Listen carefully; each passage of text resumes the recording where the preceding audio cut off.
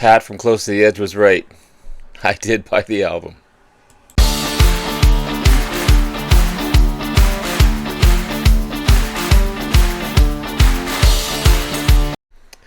Good morning, everyone. It's Robert from On My Turntable. Hopefully a great morning this morning. It is Tuesday morning. As always, a coffee kind of morning. Cheers, everyone. Hope everyone's doing well.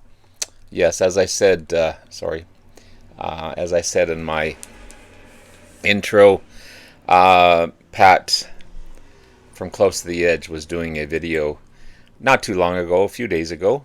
I can't remember exactly, Friday, Saturday. Led Zeppelin live EP. Is it worth getting? I'll put the link below to that video. And I made a comment on here because he was talking about the prices in different countries, the UK, the US, Canada. And my record stores were selling it for $39. I just happened to be in the mall when I saw his video, and that's where the record stores are in this town. And I said, I don't know, $39 for 4 songs. I'm not sure. And Pat says, no, you're going to get it, I'm sure. And I did. I picked it up.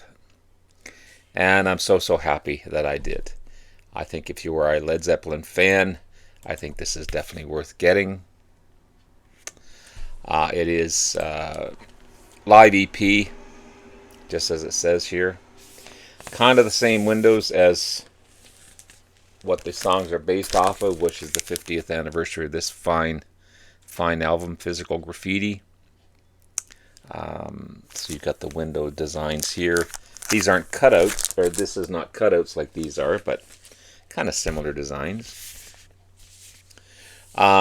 This one was released September 12th, not too long ago, closer to the first of the month, obviously, 2025. These songs came off performances from their 75 Earls Court and their 1979 Nebworth concerts. They were based on previously released a DVD, and I don't have that one, unfortunately. DVD VHS box set. When was that released? 2003. It was released. Again, I don't have that one. But is this a teaser for what's to come? I mean, as it stands, these 4 tracks equal close to 35 minutes, 34 minutes and 51 seconds. Why not just release the whole performance? Or are they going to? Who knows? I've had this one a day or so now. Last night was my 3rd listen. I listened to it actually. I did a Canadian Submuff on Larry Graves. I listened to it in bed, lights out, headphones on. I don't normally do that, but fantastic. In My Time of Dying, live from Earls Court, 1975, 11 minutes and 25 seconds long. Fan-freaking-tastic. The musicianship, the bass playing. I've noticed the bass and drums right off the bat. Just amazing. Of course, Robert Plant's vocals are top-notch. Jimmy's guitar work is fantastic. Trampled Underfoot, live from Earl Court, 75, 9 minutes and 6 seconds long.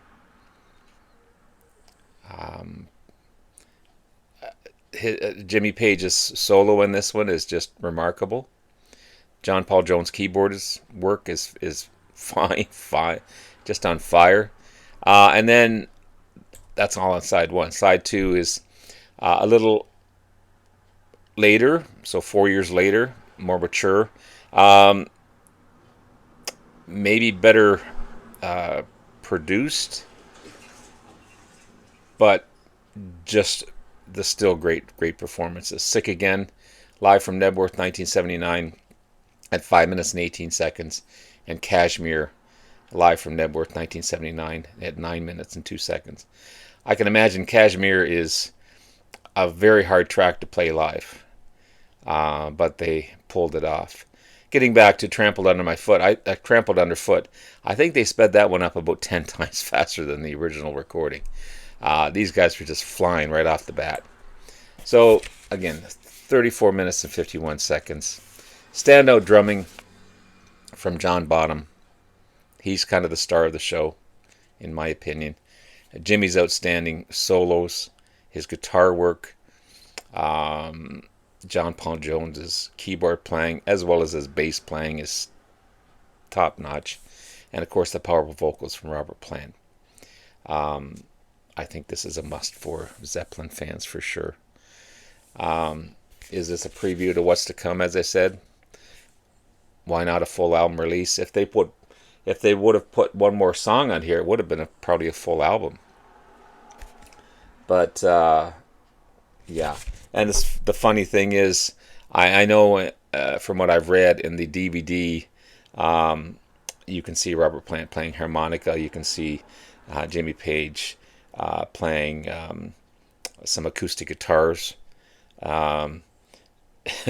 You can see John Paul Jones playing some mandolin. There's none of that on here. None of that on here. But it's listed in the credits. So Robert Plant vocals, harmonica. You don't see it. There's no harmonica on these live performances. Jimmy Page electric and acoustic guitars. There's no acoustic in here. John Paul Jones bass guitar, keyboards, and mandolin. There's no mandolin on these tracks. And John Bonham on drums and percussion. Yeah, I think Jimmy Page, who produced this, brought out the best of the best from these tracks. Again, hopefully it's a preview to what's to come. Hopefully. I'm hoping it is. But I'm really happy that I got this album. As a Zeppelin fan, it's a must, I feel. And it was cheaper on Amazon than it was in the record stores. I think with tax it was $39. So at the record store would have been 40-some for sure. But happy to have it. Happy to have it in my collection. I'm truly on a deep purple. I'm truly on a David Bowie vibe here and a kick. And picked up another one of his albums.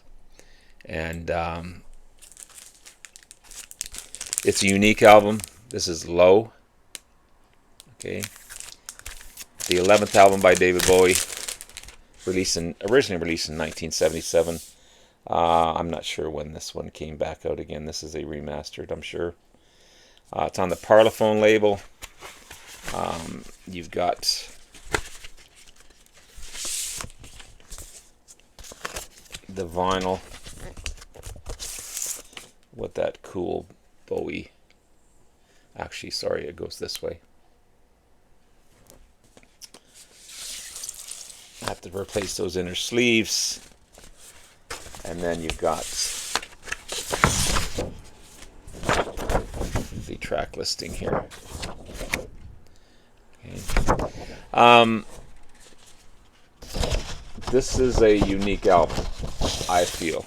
It's fantastic, by the way. But if you're getting it to hear an upbeat version of David Bowie's music, this is not it.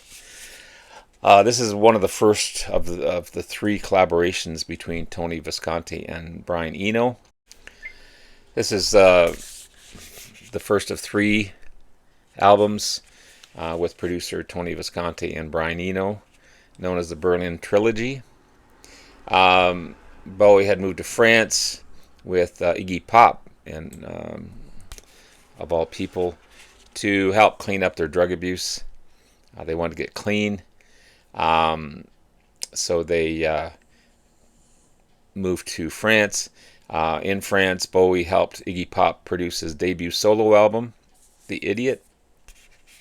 And after they finished The Idiot, Bowie started in sessions for Low at the Heronville Chateau de Heronville. I don't know if that's how you pronounce it or not. In September 1976. And in Berlin, in Hansa Studios, and where Bowie and Iggy Pop moved to Berlin at the time. This is a complete and separate sounding album than his previous albums.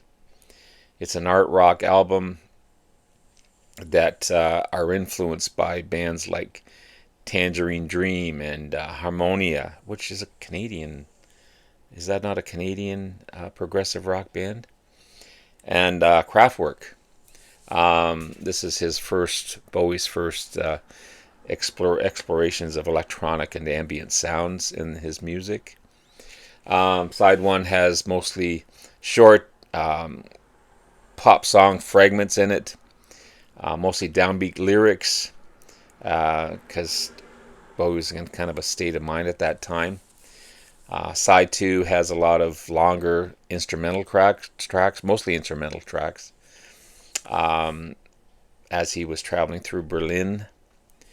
You have to be in the mood to listen to this one, because again, it's not the typical upbeat Bowie album, but I think on its own it's brilliant. It's truly brilliant.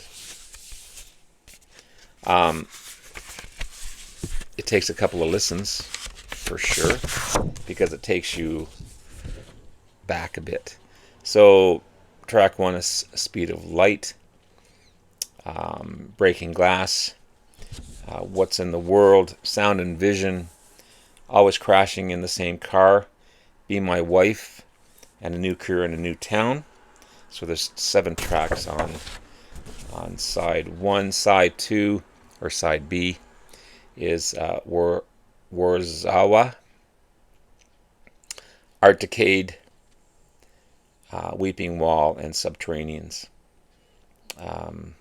Yeah, fantastic stuff. So another Bowie adventure in Low, for sure. So there you have it, guys. There's a couple of fantastic albums in my collection.